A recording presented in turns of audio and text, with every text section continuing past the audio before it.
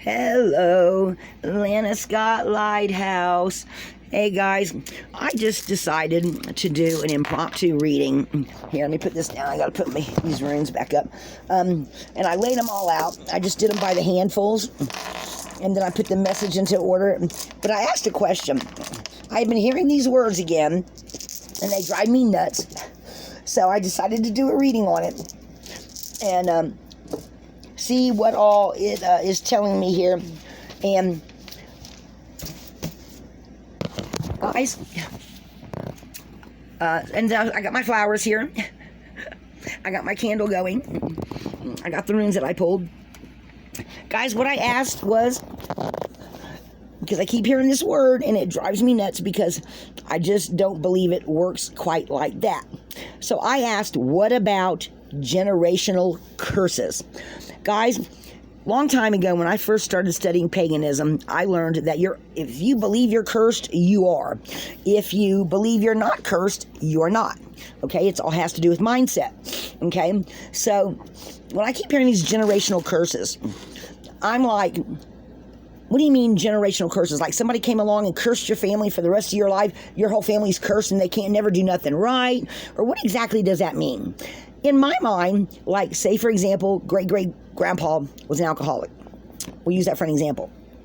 Say for example, then your great aunt and uncle or your great aunt was an alcoholic, and then their kids were alcoholics, and so on and so forth, right? Well, guys, I don't believe that people that grow up in dysfunctional households always automatically become the way that they are, their environment, okay? Because if you want to be an alcoholic, you will. Maybe you are prone to that because that's what you saw your whole life. But just like great grandpa, maybe he used to beat up his wife, or maybe great grandma used to beat up her husband, okay? And then their kids, your great aunts and uncles, were all abusive. And then your cousins and your regular aunts and uncles were abusive. And then say, your mom came along and she decided, well, just because they were abusive doesn't mean I have to be, right? So she became the only one, the next generation, to decide that wasn't the answer, okay? We've come a long way, baby. That's just not the answer anymore, right? So if you believe that you're going to become just like someone in your family because they were, that's a mindset. That's a learned behavior. Maybe you could be disposed to somewhat be that way, but I don't believe, especially because my parents were alcoholics, and I heard that my grandmother, when she was young, was an alcoholic. Okay, but I don't remember my other aunts and uncles and great aunts and uncles. I don't remember any of them being really alcoholics. Okay, I think sometimes things happen to us, and we can. And, maybe you can become that way. But I also think that in some families that the reason why next generation is the same way is because that's how they learned how to cope. That's how they learned how things were done. And it takes a really strong person, in my mind, to stop some of that stuff that we are now calling generational curses. Because in my family, we had alcoholism and we had abuse. And me and my sister both at some point in the line decided we didn't want to be that way.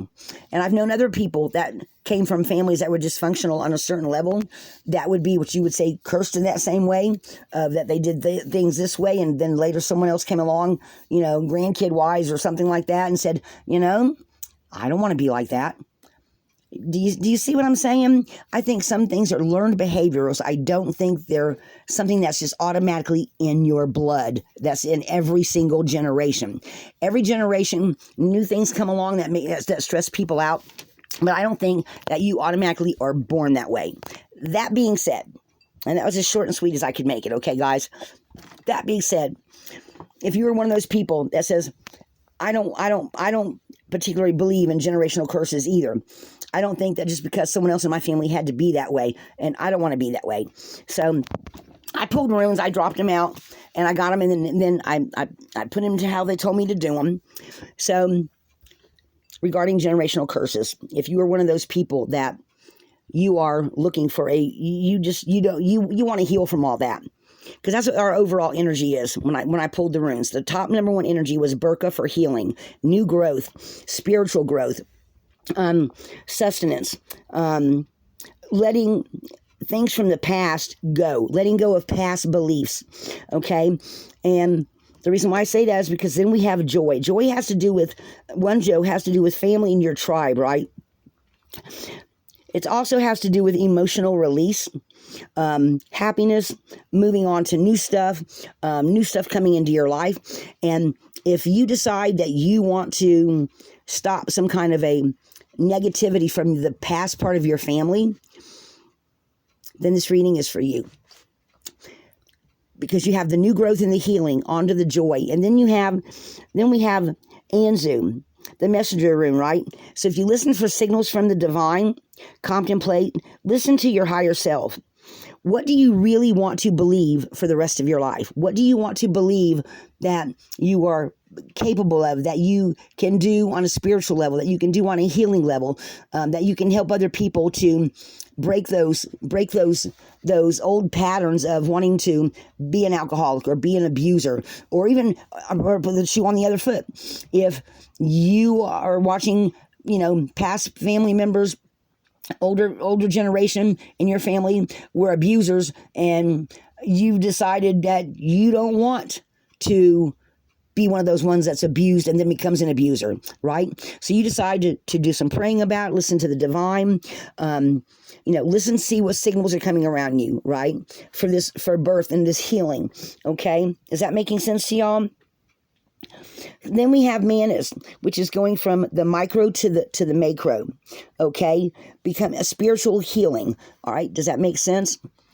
That if you decide that this is something you want to stop in your family, a generational curse, that you go from just being a small speck in the whole thing to being a spiritual healer, to going about, Manas also has to do with, transcendental consciousness, going from the small to the bigger. And whenever you change something that's a pattern of behavior in your family, you are transcending. Does that make sense? You are no longer being stuck in the old belief of it's okay that my grandpa beat on my grandma, so my mom or dad now beat on their spouse, and now we're going to do the same thing. But if you decide, no, I'm going to leave my tribe, I'm going to go somewhere else, I'm going to start all over because I don't want my kids to learn that pattern. So sometimes that's what it takes. I'm not saying you have to go and move yourself, but I'm saying leaving your family, your tribe, and starting something new, your own new traditions, your own new patterns. Sometimes it does require moving away. But when you do, you transcend all those negative beliefs and thought patterns that were in your family for generations. Okay? Maybe say, for example, you decide that you don't believe in the religion that you've watched, 3 different generations want to go. Now, the church, they say or do something and you don't feel like, you're like, that doesn't sit right with me. And you decide to change your religion. Especially if you have diehard, you got to realize, guys, I'm from Mississippi. And in Mississippi, we have a lot of diehard Pentecostals, Baptists. It's part of the Bible Belt. And you switch from one tradition to another, and your family just might cut you off. And even, in some parts of the South, they might even threaten to disown you and, and God knows do what, because people are very funny about their religion down there. So, but I'm just saying, whatever you change in your family that you decide you don't want your family to be like that and you want to be a better person, whatever, you are transcending those beliefs and those thought patterns. Okay. You decide you're not going to let that crap hold you back anymore. Okay. So that can be the other meaning of Manas. Then for an ending, which I absolutely love, is we have spiritual warrior, we have Tyr, okay? And on this is, Tyr in this case is talking about self-sacrificing, deciding to let go of beliefs that you feel like are no longer valid, okay? So that you can have, again, a spiritual purity and new beliefs again and begin all over again. Maybe you're someone younger and you're young and your husband's young and y'all have got a couple of kids and you don't like the way y'all were raised in North Tennessee and you're now deciding to move somewhere else and start your own traditions and patterns and stuff, you're starting over with your own spiritual purity. You're deciding not to go and do this same generational crap you've been watching your family do, that you've watched and heard stories about for the whole 30 years, 25 years of your life. And you decide, I don't believe in this generational BS either, and I'm just going to start again. We're going to move off somewhere, start again. Or in some way, shape, or form, you go through the mindset of changing to something better. And you decide you don't want none of this generational BS to just follow you around, okay? So you decide to go off and start all over again with different patterns and more happiness and joy. Does that all make sense, guys? So that's what I got for asking, what about generational curses? And of course, because I don't believe in them, that's why I got the birth and joy and the signals. So this was just a little impromptu thing that I was just like, I'm so tired of hearing about things that you're cursed. Well, you're only cursed if you believe you are, guys. You can always change your mindset and what you believe and what you see. Just because you've seen the past 3 generations do the same BS doesn't mean you have to, Like for years and years, everyone in my family did turkey for, just for example, when we talk about patterns and generational curses or things that everybody does, which those are negative, but like for example, every year we always had turkey in my family. When I started having kids and got married and moved away, and it was actually after my mother had passed away.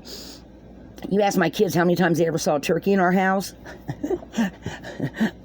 Maybe, but most of the time I liked ham better, so I always did ham, So that was my own tradition, my own pattern, though everyone in my family always did turkey, or they did seafood gumbo, or jambalaya, because I was from the South and most of my family were fishermen, I didn't want to do gumbo.